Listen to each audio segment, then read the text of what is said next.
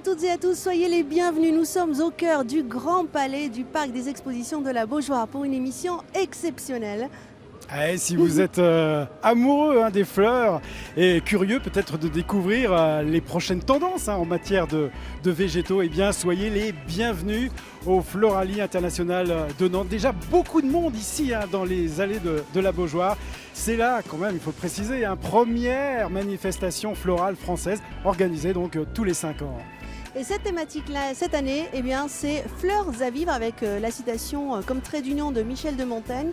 Si la vie n'est qu'un passage, eh bien, sur ce passage, semons des fleurs, une belle métaphore. Oh là, il y a de la poésie, On va ensemble parcourir le cycle de la vie avec l'innocence, l'insouciance, l'apprentissage. On a plein de choses à apprendre. La passion aussi, la plénitude, la sagesse et peut-être aussi la spiritualité. Alors, on va essayer de la trouver, cette spiritualité. On va essayer. Alors, je vous propose également de chausser nos bottes de 7 lieux et puis je vous promène de jardin en jardin pour découvrir des œuvres monumentales et puis aussi un temps fort de ces floralies, c'est la comédie musicale florale Naturia. Je vous propose un petit extrait juste pour vous mettre l'eau à la bouche, c'est une exclusivité rien que pour vous.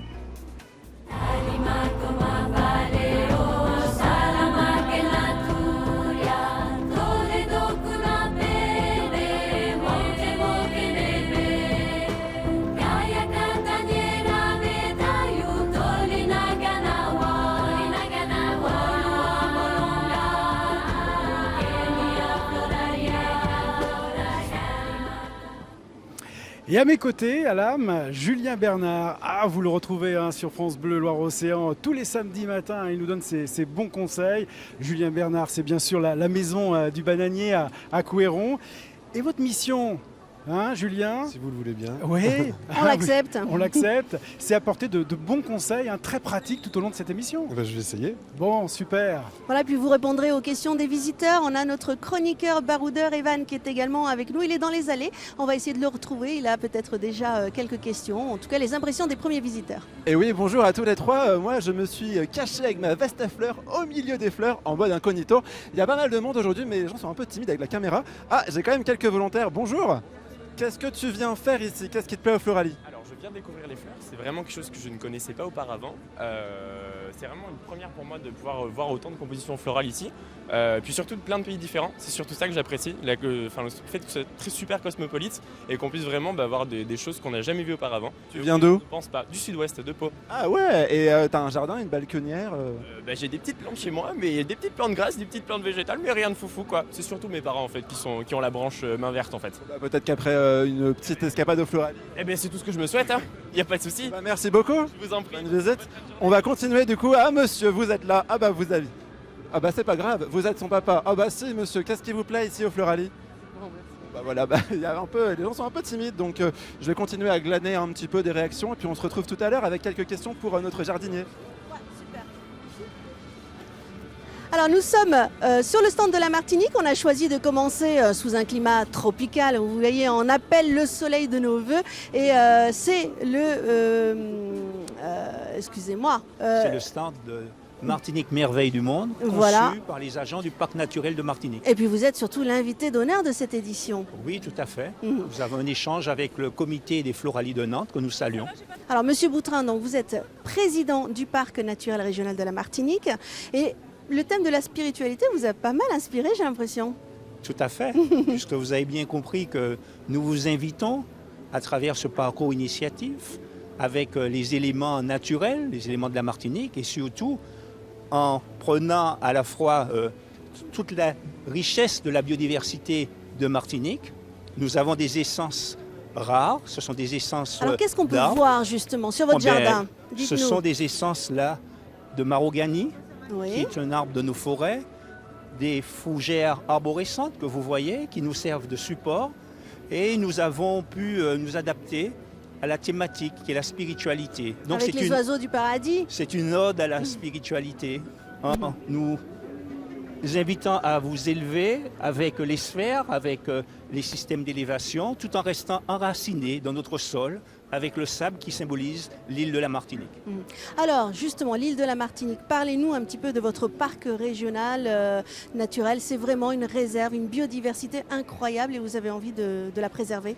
Vous avez un petit aperçu ici à travers les fleurs. Vous avez des héliconias, des oiseaux de paradis, des anthuriums, des alpinias. Vous avez également toutes les orchidées que l'on rencontre dans nos forêts. Alors l'idée, c'est de préserver tout cela, mais au-delà de la diversité florale, c'est toute la richesse que nous avons en Martinique, puisque le Comité national des biens français a reconnu la valeur universelle, exceptionnelle de nos forêts et des 2 volcans, la montagne Pelée et les pitons du Carbet.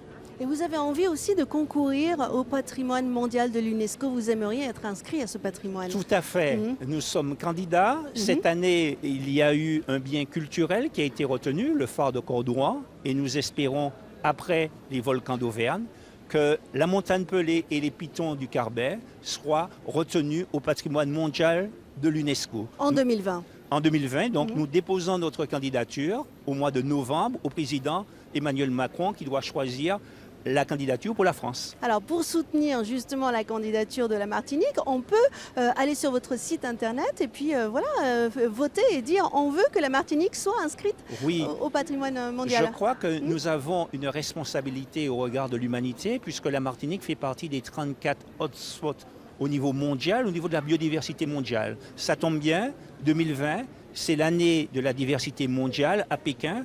Et si la France se retrouve aujourd'hui avec une richesse au niveau de la diversité, c'est grâce à l'outre-mer. 87% de la biodiversité française se situe en outre-mer et grâce aux océans également, la richesse de la biodiversité marine.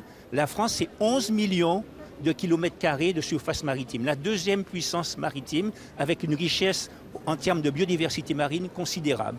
Et ceci grâce à l'outre-mer.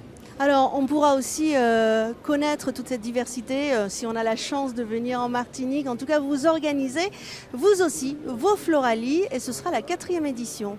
Ce sera la 4e édition et nous sommes épaulés grâce à Madame Carlet, qui est la directrice du comité des Floralies internationales de Nantes, que nous saluons et nous espérons, à travers un partenariat, faire en sorte que la Martinique soit au cœur de la biodiversité mondiale du 7 au 15 décembre. Donc nous invitons tous ceux du Pays de la Loire, tous les Nantais. On s'organisera très certainement avec des vols directs Nantes-Fort-de-France, de manière à ce que vous puissiez venir découvrir la Martinique, découvrir la richesse et la biodiversité de la Martinique. Bah écoutez, c'est intéressant. Nous, on prend rendez-vous en tout cas du 7 au 15 décembre. 7 au 15 décembre. Voilà, pour profiter des Floralies internationales, mais cette fois-ci en Martinique. C'est super. Vous disiez donc par rapport au patrimoine mondial de l'UNESCO, vous avez été retenu sur 2 critères. Vous avez parlé de la montagne Pelée, vous avez parlé du volcanisme et donc de la géologie. Et il y a vraiment une particularité, l'île de la Martinique, c'est celle qui a la plus grande histoire en fait. Oui, parce que de toutes les îles de la Caraïbe, c'est la seule île qui provient de 3 ères volcaniques successives. Et en plus, hier c'était le 8 mai, nous avons eu la commémoration du 8 mai 1902, où il y a eu une éruption de la montagne Pelée, 30 000 morts. C'est la première fois qu'il y avait une éruption de type péléen, décrit par le professeur Lacroix. Et en 2 minutes, toute la ville de Sépierre a été rasée, grâce à cause justement de cette éruption que l'on ne connaissait pas. Et l'éruption de la montagne Pelée a révolutionné la connaissance sur la volcanologie moderne. Et nous allons pouvoir décrire tout cela, mettre tout cela en valeur à travers notre candidature. Eh bien, écoutez, on vous souhaite vivement d'être retenu. Voilà, Emmanuel Macron, si vous nous écoutez, la Martinique, nous, on aime et on veut qu'elle soit inscrite au patrimoine mondial de l'UNESCO. Merci Louis Boutrin d'être venu. C'est une merveille du monde, nous vous invitons. Merci. Avec grand plaisir. Je vous propose de retrouver Evan. Il doit être dans les allées et nous avons certainement des questions parce que je suis sûre que la Martinique et les plantes tropicales vous ont inspiré. Oui, alors oui, elle nous inspire, mais on a une petite question par rapport à des végétaux qui se rapprochent un peu plus de chez nous avec vous, Elodie. Bonjour. Bonjour. Vous venez de Rezé. Oui, tout à fait. Et vous avez une question par rapport à un arbre au fond de votre jardin. Exactement. En fait, j'ai un grand chêne au fond du jardin. Et mes voisins aimeraient bien que je le coupe parce qu'en fait, il appauvrit la terre autour. Et c'est vrai que dans les carrés potagers, ça pousse pas bien. On voit nettement la différence. Donc je voulais savoir s'il y avait autre chose à faire que de le couper, je sais pas. On va essayer d'éviter, Julien va avoir sûrement une réponse. C'est dans la boucle, il n'y a qu'une prise. Ils ont pris des images, je sais pas. Julien, est-ce que vous avez une réponse à donner à Elodie par rapport à ton chêne ? Evan, tu peux nous reformuler la question s'il te plaît ? On n'a oui. pas bien entendu, il y a beaucoup de bruit, beaucoup de monde ici. Alors Elodie va reformuler la question. Elodie, parlez-nous de votre chêne au fond du jardin. D'accord. Donc j'ai un grand chêne au fond du jardin que mes voisins aimeraient bien que je coupe parce qu'en fait il appauvrit la terre autour. Enfin, je pense qu'il a des racines très profondes et ça me gêne un peu de le couper et voilà. Et l'idée, ça serait plutôt de voir s'il n'y a pas moyen d'enrichir, D'accord. de changer la La question terre. est partie, Voilà. Julien va nous répondre. Donc, Désolé, on est un peu dur de la feuille, hein, c'est le cas de le dire. Alors Julien, est-ce qu'il y a une alternative? Elle ne veut pas se séparer de son chêne, mais ça appauvrit la terre selon son voisin, donc que faire? Bah, On ce peut serait enrichir? dommage. Ah oui, oui, complètement. En Ouais. fait, c'est sans doute parce que le chêne a des grandes racines. Il faut savoir qu'un arbre a le même développement au niveau aérien qu'au niveau racinaire. Donc les racines vont assez loin et a sans doute tendance à pomper un petit peu l'énergie du sol. Donc on va apporter un bon compost. Donc là, il faut retourner le sol, ce qu'on appelle l'amender avec un bon compost, du fumier par exemple, bien le pailler, quitte à rehausser un petit peu pour renouveler un petit peu la terre. Et normalement, derrière, on devrait pouvoir, sans trop de problèmes, travailler un potager ou même d'autres types de plantes. C'est sans doute l'enrichissement du sol qui est le plus important. Bon, ben vous avez entendu, il y a peut-être un espoir pour ce grand chêne, ce serait dommage effectivement. Julien, nous sommes devant les plantes exotiques. Oui. Ça vous inspire, c'est votre passion. D'ailleurs, vous Oui. avez commencé comme ça dans la profession. Bah, c'est la passion m'est venue en tout cas des Antilles, à voyager là-bas, un peu frustré de ne pas pouvoir mettre à la base des plantes de type exotique chez nous. Du coup, j'ai pas mal travaillé sur le sujet et il y a énormément de végétaux de type exotique qui peuvent s'installer, en tout cas dans nos régions et même un peu partout sur toute la France. Alors, on est en Pays de la Loire. Qu'est-ce Oui. qu'on peut avoir comme plante exotique à la maison? Un Ben, bananier? le bananier déjà, Non. si, on Ah, peut mais avoir... avec des bananes quand Avec même des bananes, qu'on peut tout à fait. manger. Nous, on travaille des variétés où on peut D'accord. manger des bananes, tout à fait. Chez nous, dans la région nantaise en tout cas, voire même un peu plus loin. Après, on peut travailler des plantes à type palmier. Il y a pas mal de variétés de palmiers. Je dirais bien une dizaine ou une quinzaine de variétés de palmiers qui peuvent s'installer chez nous. Origine de départ d'Asie du Nord, en fait, Himalaya, tous ces coins-là. Donc, qui ont un feuillage exotique, mais par contre, qui ont la particularité de tenir très bien au froid. Il y a plein de plantes potagères aussi qui peuvent être mises. La patate douce, on peut la cultiver. La Christophine, je ne sais pas si vous connaissez Non, les la bons patate gratins douce, mais- antillais, Ah, la Christophine, d'accord. le chouchou, la chayotte. On peut cultiver vraiment pas mal de choses dans nos régions, tout à fait. Ah, bah, c'est À une l'année très ou bonne en plante nouvelle. annuelle. Oui, Bah, tout à fait. Bon, bah super. Alors pour d'autres conseils, on fera une émission spéciale parce qu'on essaie de vous piquer à France Bleu. Hein. Sur le plateau d'Ensemble, c'est mieux. Julien, il vient régulièrement répondre à vos questions. Donc les plantes tropicales, avec grand plaisir, on en reparle. Je vous propose de retrouver Gilles. Je ne sais pas où il est. On va le retrouver dans un instant. À tout de Alors, suite. je suis toujours dans le Grand Palais hein, pour vous donner des images. Il y a beaucoup de monde. Hein, on essaye de se frayer un passage. Alors, les Floralies internationales, on est dans l'international, donc parmi les pays à l'honneur, le Népal, le Qatar, le Bhoutan, la Somalie, l'Afrique du Sud, ils ont répondu évidemment présents et ils rejoignent donc les pays qui étaient déjà présents, hein, puisque les États-Unis, le Canada ou le Japon ou la Chine hein, viennent depuis déjà plusieurs années. Alors on va carrément vous proposer un parcours de vie. Alors à côté de moi, Nathalie Magret, vous êtes conceptrice hein, de jardin, un jardin à quatre mains. Vous nous proposez vraiment un vrai parcours de vie ici. On peut le présenter, on commence par le doute, c'est ça le doute, la vie. En fait, le jardin s'appelle Fleur de l'âme. On commence par plutôt le vallon, ce vallon qui est le vallon de la confiance, où nous avons proposé une palette végétale fleurie dans des tons doux, avec des boules de mousse aussi qui inspirent la confiance, la douceur. Et du coup, effectivement, au bout de ce vallon se trouve l'étang du doute. Ah, on va passer au doute après. Voilà. Parce que c'est vrai que dans ce vallon, moi j'ai envie de faire une petite sieste. On est bien, il y a la quiétude, il y a des fleurs autour de nous, hein, des fleurs rouges, des fleurs bleues. Et puis ensuite, eh bien là, on est dans le doute. On va passer un étang, on va marcher sur un étang. Alors pour présenter hein, cet étang, il y a des bulles. Et puis là, on hésite à marcher sur cet étang. Exactement, en fait, on a mis en scène sur l'étang du doute, on a mis en scène des pas japonais qui vont être au départ sur l'eau et disparaître petit à petit. La buée aussi amène un peu plus de doute. Les bulles se transforment en bulles transparentes. Peut-on les saisir? Si on les saisit, peut-être qu'elles vont disparaître. On ne sait pas, on est vraiment dans le doute. Et on va continuer notre chemin. Et on va aller vers la rencontre et après l'espoir, mais on va passer par l'égarement. Alors là, c'est assez marrant parce qu'on passe dans le côté sombre hein, de ce stand. Tout à fait. Donc l'ambiance végétale va complètement changer. Là, on propose une palette végétale avec des feuillages sombres, des fleurs rouges, oranges, un peu étranges. Et surtout, on a traité le sol avec du charbon de bois. Les pas japonais sont noircis aussi. Les boules transparentes se sont transformées, se sont déchirées et sont devenues très sombres. Et donc, on va faire ce passage le long d'une paroi abrupte. C'est le chemin de l'égarement. Voilà. Parce que le noir dans le jardin, hein, là on parle de charbon de bois, ça peut être joli. Oui, tout à fait. Ça permet d'avoir des contrastes de couleurs. Le jardin doit vivre et on peut avoir du gris. Et c'est aussi le traitement des cheminements. Les cheminements, on peut les traiter de manière complètement différente et avoir des endroits plus sombres et d'autres plus clairs dans le jardin, l'un mettant en valeur l'autre. Alors Nathalie, vous me disiez, un jardin, c'est de la passion, c'est de l'émotion un jardin.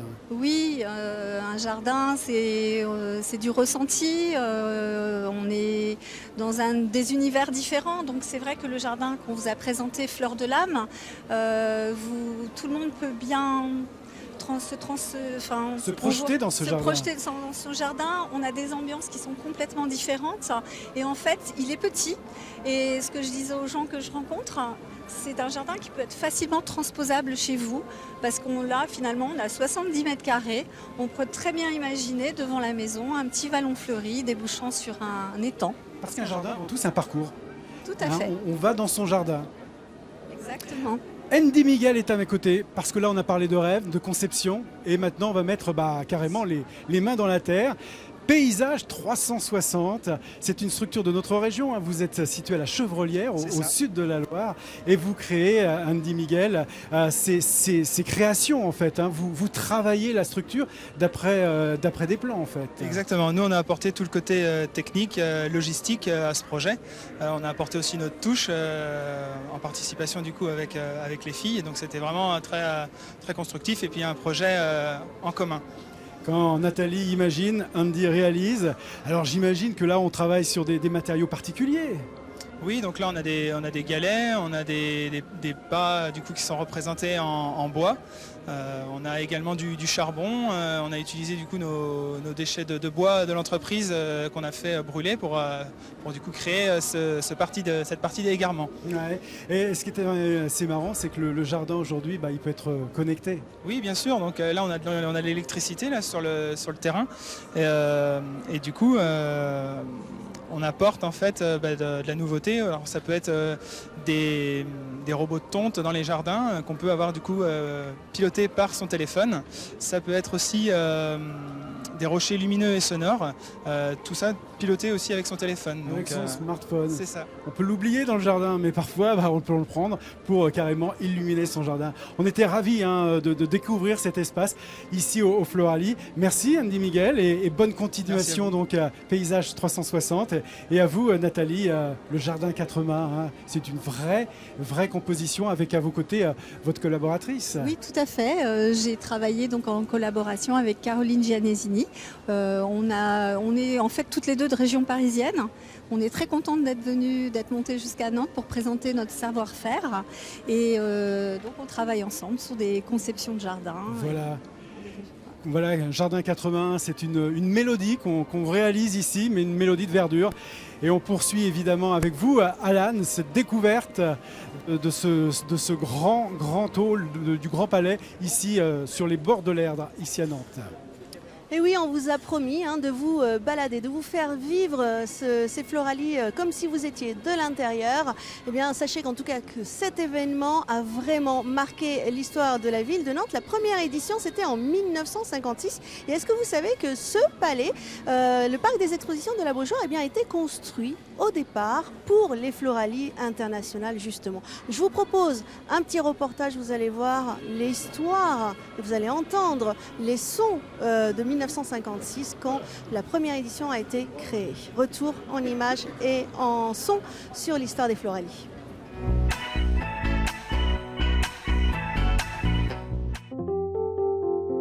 Si la vie n'est qu'un passage, sur ce passage au moins semons des fleurs. C'est ce que disait Montaigne, une citation dont les Florali se sont inspirés. En 1956, Sur le Champ de Mars débute une manifestation qui fut décidée pendant la guerre. Ce sera un immense succès, comme toutes celles qui suivront tous les 5 ans. En 1971, elles auront lieu au parc de la Beaujoire qui fut construit spécialement pour les accueillir. Il coûtera 30 millions de nouveaux francs. La superficie est double de celle de 1963. Nous avons en effet 10 hectares au lieu de 5 que nous avions au Champ de Mars. Alors nous allons avoir là toute la gamme de la production horticole française et étrangère. Et je suis persuadé que ce sera un spectacle éblouissant. L'inauguration de 1971, en direct sur la télévision régionale, sera épique et digne d'un événement sportif. Le ministre vient de couper le ruban, il a enlevé un petit morceau traditionnel qu'il remet à M. Bouillet, le président de ces Floralies internationales. Sur un très long tapis rouge, M. Guichard pénètre maintenant sur la place d'honneur de ce parc international des Floralies, et dans le fond de cette place se trouve la fanfare que vous entendez maintenant, la fanfare montée de la garde républicaine de Paris.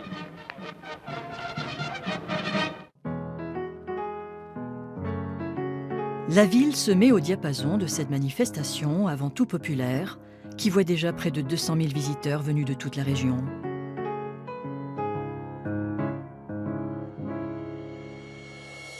Cette année-là, un train desservira directement le parc de la Beaujoire, depuis la gare de Nantes. C'est l'ancêtre du futur nouveau tram. Ce sont les responsables du comité d'organisation des Floralies qui ont demandé à la SNCF d'assurer ces dessertes cadencées partant de la gare de Nantes-Orléans par autorails spéciaux et permettant l'accès direct au parc des expositions à la gare de la Beaujoire. Écoute, tant que des équipes comme ça, tu vois. Nous voici maintenant sur une étape régionale des Floralies. On a voyagé avec la Martinique, et bien on va au Japon, mais vers le parc de Maulévrier dans le Maine-et-Loire. Bonjour Fabrice Janto, vous êtes responsable communication du parc oriental de Maulévrier. Alors expliquez-nous ce que c'est que ce parc pour ceux qui ne connaîtraient pas. Il a une histoire incroyable. C'est vrai, il a une belle histoire. C'est un jardin qui a été créé il y a déjà quelques temps, puisque on pense qu'il a commencé à être travaillé au début du XXe siècle, jusqu'en 1913, par une famille d'industriels du textile du Choletais, la famille Bergère Pellomaille, qui étaient des passionnés d'horticulture. Et ils avaient un gendre qui, lui, était architecte orientaliste. Ah, une belle et le équipe mariage de des deux est né ce magnifique parc. Oui, c'est vrai. Ils ont ensemble créé ce paysage japonais. Et alors cette histoire un peu particulière, c'est que en fait ils ont revendu cette propriété à la fin de la Deuxième Guerre mondiale et le jardin a été abandonné. Très longtemps, personne s'en est occupé. C'est devenu une friche. Tombé dans l'oubli. Tombé dans l'oubli, presque, oui, oui. Et c'est devenu une friche. Et puis un jour, on s'est quand même un petit peu étonné de voir quelques beaux arbres remarquables. Et on s'est dit, c'est sans doute passé quelque chose dans ce jardin. Et on a décidé de le sauver. Donc la commune de Maulévrier a racheté la propriété. Et puis c'est une association qui aujourd'hui en a la charge. Et on a commencé à le restaurer. Et on a ouvert au public en 1985 et on a eu la chance d'avoir la visite de 3 experts japonais en 1987 qui eux ont confirmé qu'il s'agissait d'un jardin japonais de la période Edo, un jardin dit de promenade et de transformation. Alors, heureusement qu'il y avait ces grands arbres qui ont attiré l'attention des habitants des alentours pour dire il y a peut-être quelque chose chez nous d'incroyable. Là vous êtes aux Floralies. Pour vous, qu'est-ce que ça représente les Floralies d'avoir justement votre jardin? C'est une belle vitrine, c'est une manière aussi de présenter le parc. Donc le paysage qui a été installé, c'est un peu une manière de présenter le jardin de Maulévrier, les éléments qu'on peut trouver dans ces grands jardins de promenade de la période Edo. Alors justement, les éléments, est-ce que vous pouvez nous dire déjà ce portail rouge, comment on appelle ça? Ce grand portique rouge, ça s'appelle un torii. Un torii? Un torii, voilà, ça veut dire là où sont les oiseaux. C'est une porte symbolique qui permet de montrer l'entrée du jardin. On a 2 espaces, vous avez l'endroit où on est hors du jardin et puis quand on va passer sous ce portique, ça y est, on va rentrer dans cet espace tout à fait particulier du jardin. C'est une sorte de la porte du paradis, on dit également, est-ce que c'est ça? On peut considérer que ce jardin est une représentation du paradis, effectivement, on rentre dans le paradis. On parlait de spiritualité tout à l'heure, c'est pour ça. Il y a également un petit pont rouge. Oui. À quoi sert ce pont? Que symbolise-t-il? C'est un petit pont rouge qu'on retrouve à Maulévrier. C'est un pont qui relie en fait la terre à deux îles toutes particulières qui sont l'île de la Grue et l'île de la Tortue, qui sont les îles des Bienheureux. D'accord. Et également des fenêtres, vous appelez ça des fenêtres paysagères. Voilà. Ceux qui vont prendre le temps de tourner autour de ce paysage vont remarquer qu'il y a au moins 3 paysages qui vont défiler pendant toute cette promenade. C'est ce qu'on appelle des fenêtres paysagères et c'est tout l'art du jardin japonais. Comme vous les voyez, plus on va se promener, plus on va découvrir de nouveaux paysages. Justement, ce jardin de Molévrier, le vrai, le grandeur nature, il fait combien d'hectares? Parce que c'est un des plus grands d'Europe. Hein. Vous voyez, il y a 12 hectares de jardin japonais. Ouais. 12 hectares, c'est un ancien parc qui fait 29 hectares au total. Et dans ces 29 hectares, il y a 12 hectares de jardin japonais.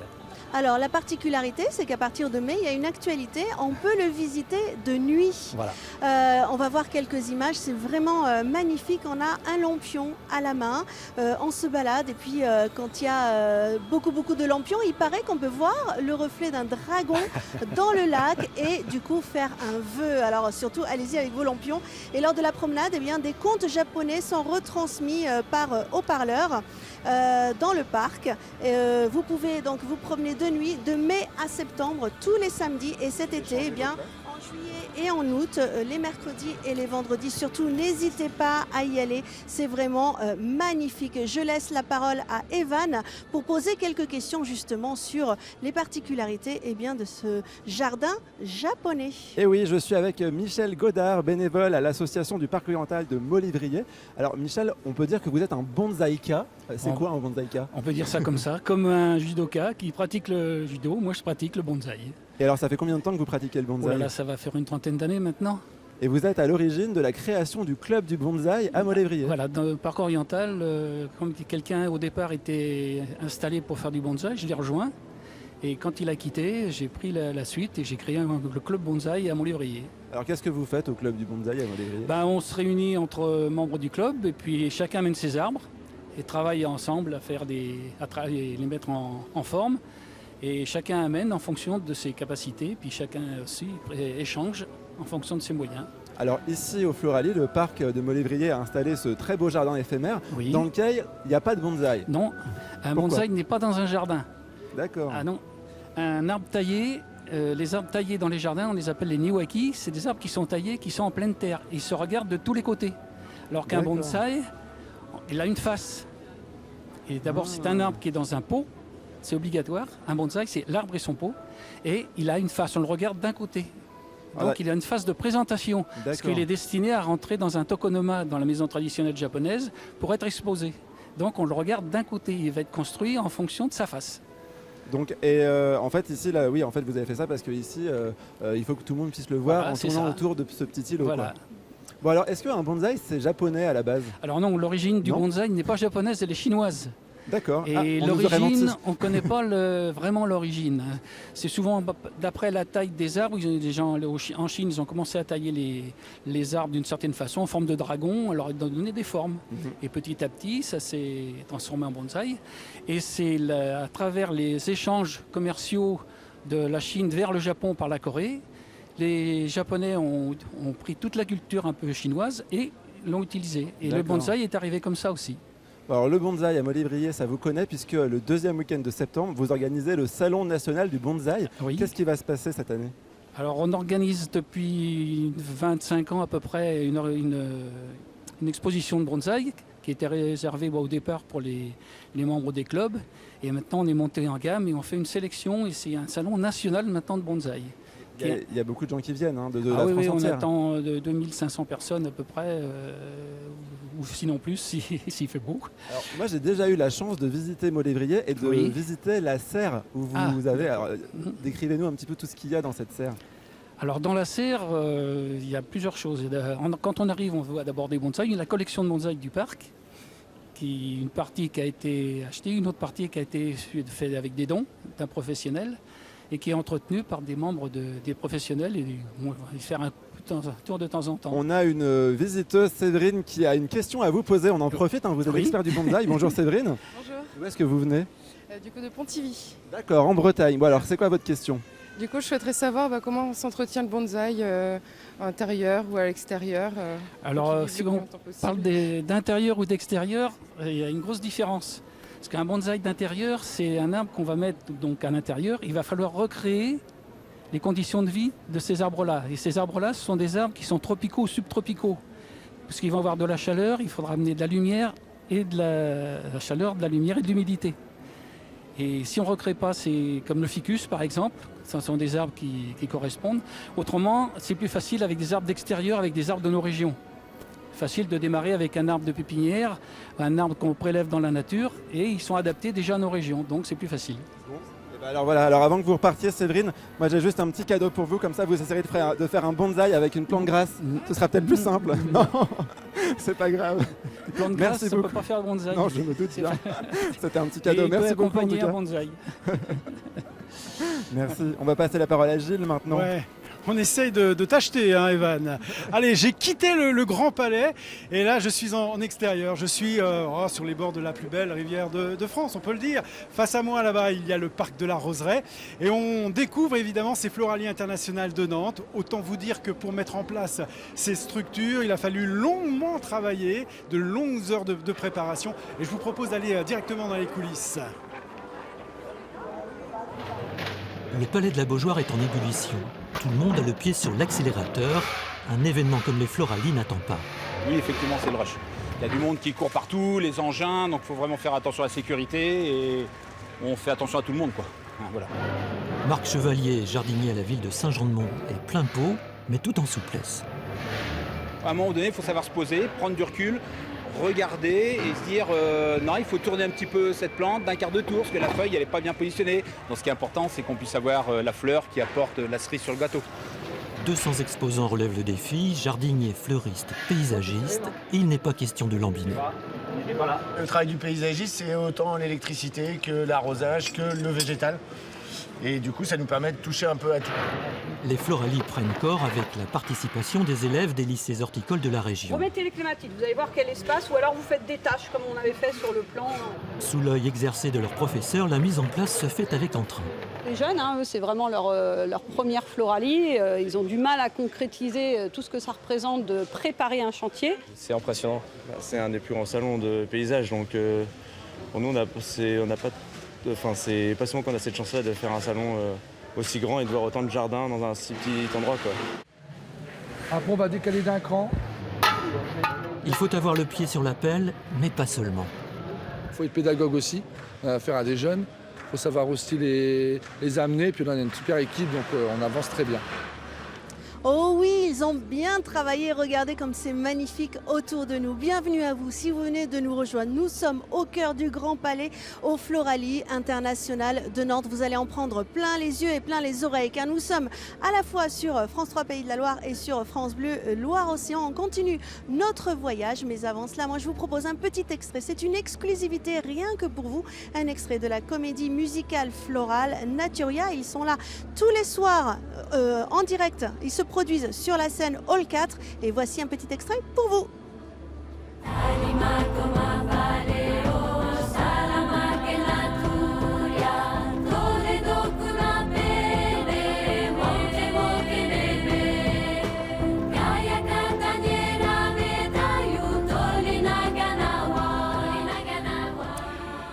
Et on se retrouve en extérieur dans un bel endroit. J'aime bien le nom. À mes côtés, Claude Jajolet de l'Union des apiculteurs de Loire-Atlantique. Claude, la scène qui est derrière nous, eh bien, s'appelle « Nous sommes tous des abeilles ». C'est la première question que j'ai envie de vous poser. On est vraiment tous des abeilles ? Oui, nous sommes tous des abeilles, effectivement. Parce qu'en fait, nous sommes dans la biodiversité. Nous sommes dans notre environnement.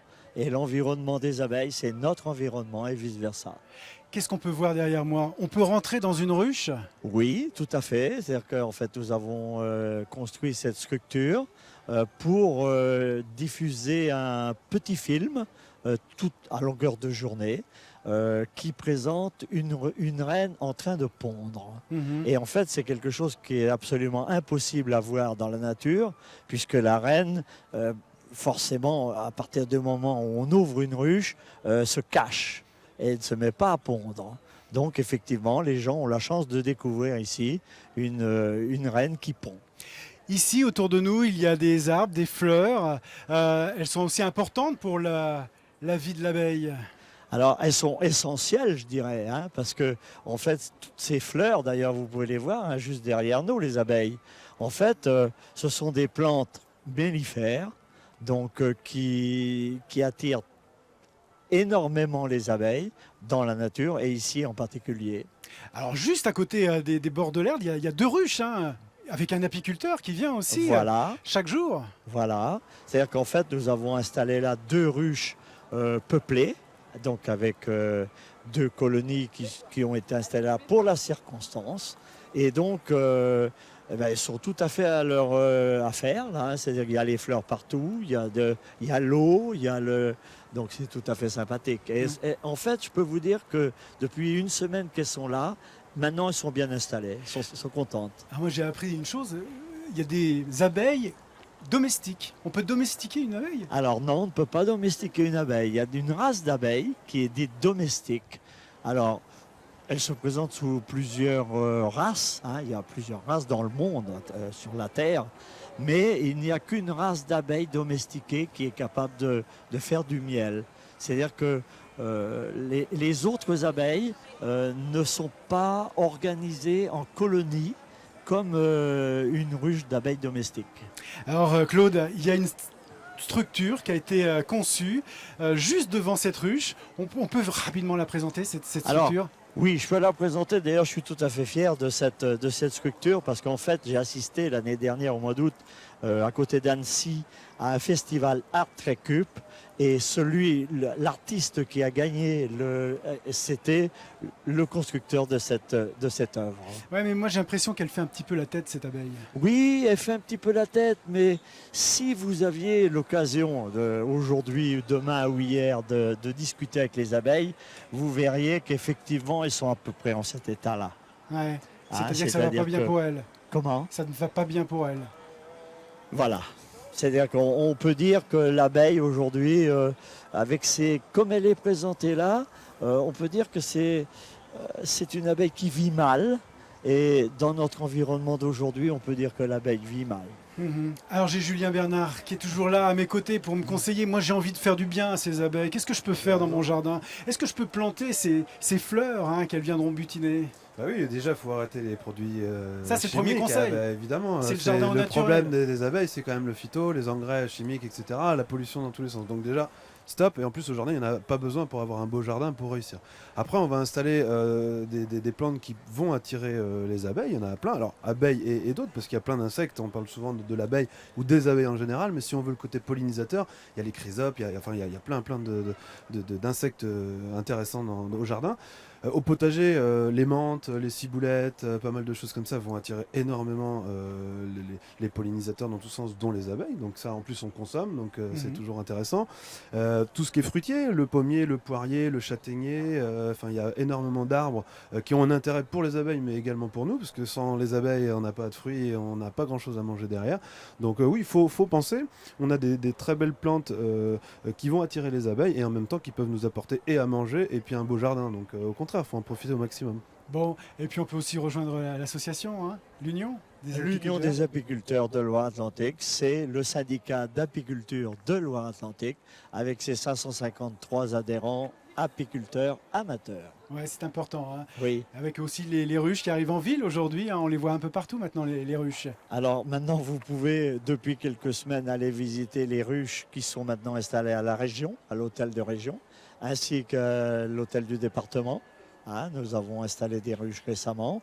Et donc, oui, il y a énormément de ruches qui sont installées, probablement autour de 200 ruches dans la ville de Nantes.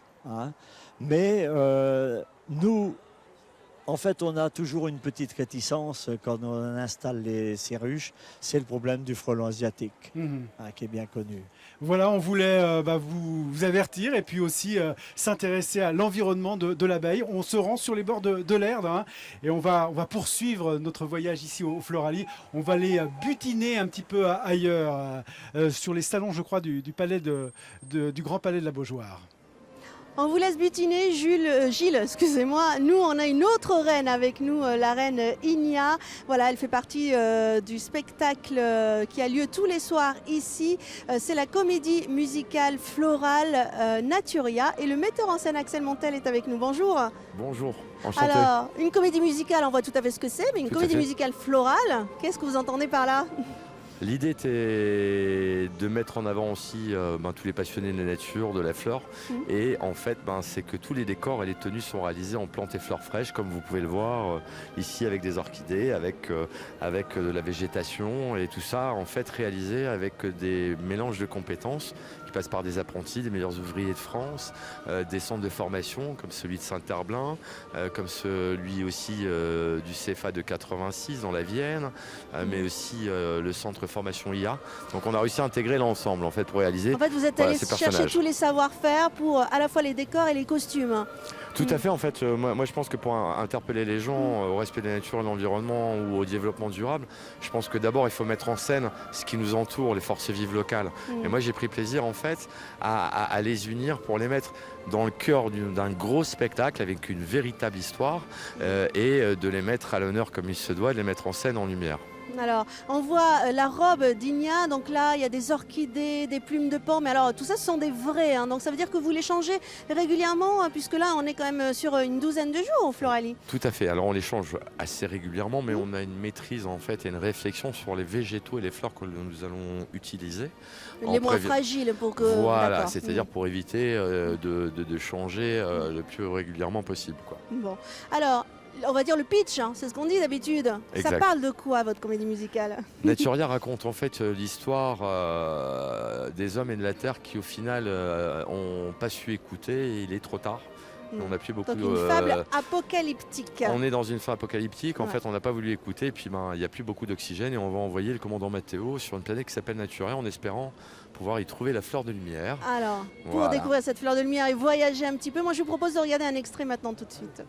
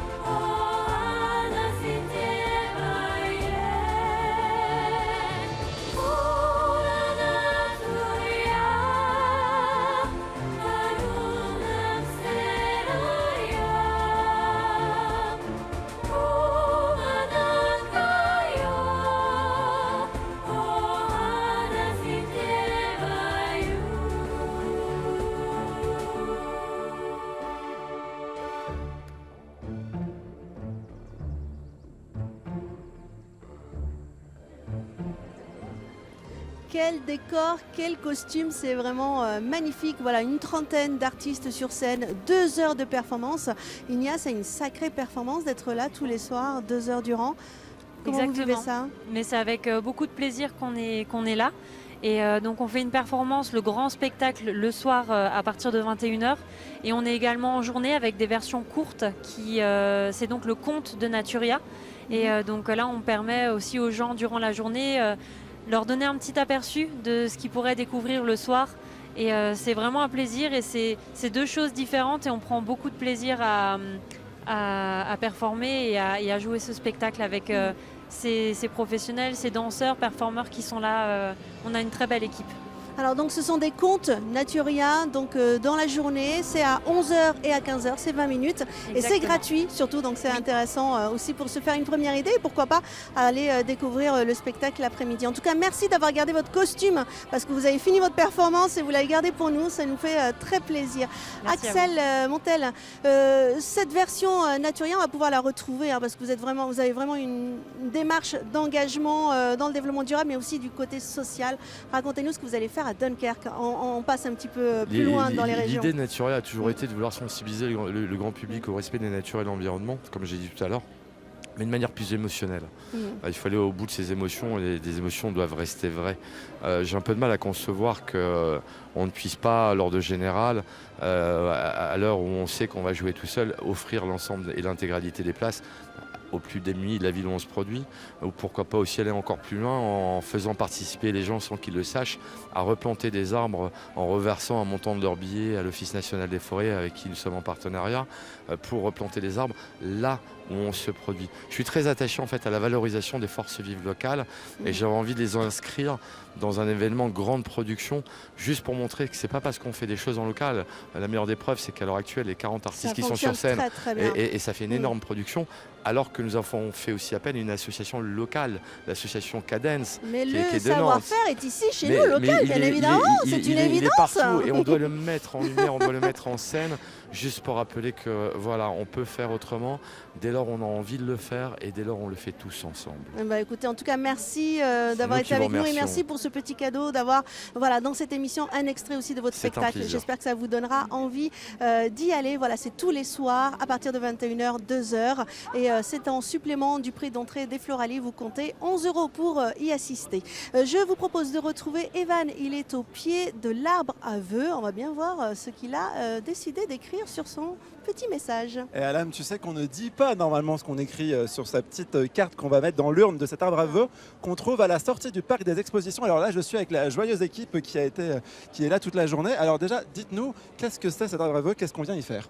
Alors les personnes, elles viennent déposer leurs dons, et elles écrivent un message, elles mettent un vœu qu'elles mettent dans une urne et après elles déposent le ruban juste dans l'arbre derrière. Donc après, c'est pour aider aussi les associations. En gros, l'argent va être donné à l'association après. Oui, voilà, parce qu'on vient mettre un petit mot dans l'urne et en même temps, on fait un don pour une association, 2 associations, l'ONF, l'Office national des forêts, et une association aussi qui lutte pour la biodiversité en Nouvelle-Calédonie, c'est ça? C'est ça. Bon, et alors, est-ce que vous avez eu du succès? On a récolté pas mal d'argent là? Oui, beaucoup, oui. Combien on peut dire? On peut pas dire. Un peu plus de 100 €. Bon alors 100 €, on compte sur vous maintenant pour venir pendant les prochains jours pour faire péter la caisse comme on dit. Alors bonjour madame, on peut voir ce que vous avez mis sur vos petits... Je ne montre pas mon vœu, un vœu ne se dit pas. Bon alors au moins un petit indice. Ok, c'est un indice, c'est que je suis ici avec des collègues espagnols et j'aimerais connaître... J'aimerais continuer notre collaboration avec le lycée d'Albacete en Espagne. Bon, parce que vous êtes professeur du coup, où ça? Je suis professeur à Rosé. Lycée Notre-Dame de Rosé. Bon, qu'est-ce que vous avez préféré pendant votre visite au Floralies? Alors j'ai bien aimé la diversité et l'originalité des différents pavillons. Vous avez peut-être une variété de fleurs qui vous a plus, je sais pas moi, que vous avez trouvé insolite? Je ne connais pas trop les noms des fleurs, j'aime beaucoup les orchidées. Voilà. Est-ce que vous voulez qu'on fasse une chorale? Parce qu'on parle de fleurs et moi j'aimerais bien qu'on chante la chanson de Laurent Voulzy. Vous connaissez Le pouvoir des fleurs? C'est là où on se sent vieux en fait. Bon bah tant pis, peut-être qu'on peut le faire à l'âme, Gilles, chanter la petite chanson de Laurent Voulzy, changer le monde, changer les choses avec des bouquets de roses, non? Non, bon bah... Non, moi je laisse Gilles le faire, il travaille en radio, ils sont bons normalement, ils ont l'oreille musicale. C'est vrai qu'on a une oreille musicale en radio, je vais vous faire un petit mi si vous voulez. Mi. merci. Bon, Gilles. voilà, il va pleuvoir et c'est bon pour le jardin. Ouais, donc merci c'est de parfait. m'avoir soutenu. Hein. Ouais, merci.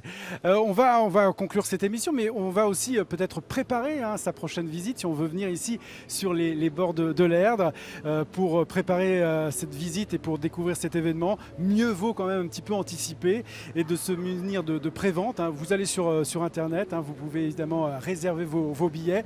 Alors je vais donner les tarifs, c'est 20,50 € pour les adultes, 9,50 € pour les enfants. Et puis ce qui est intéressant, si vous voulez peut-être ce week-end venir en famille, eh bien il y a des tarifs pour la famille, c'est 13 € par personne. Alors, vous parlez de Naturia, donc comptez un supplément, 11 € pour le spectacle de Naturia. Et sinon, vous avez des mini-spectacles, les contes de Naturia, 20 minutes. Et c'est à 11h et à 15h pour préparer votre visite.